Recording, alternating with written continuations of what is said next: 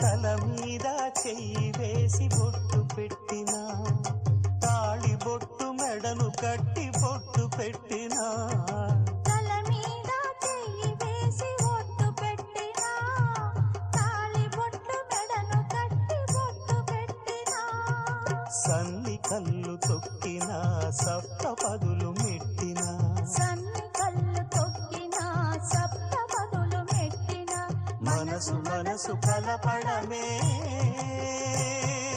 మంత్రం పరమార్థం. శ్రీరస్తు శుభమస్తు, శ్రీరస్తు శుభమస్తు. శ్రీకారం చుట్టుకుంది పెళ్లి పుస్తకం, ఇక ఆకారం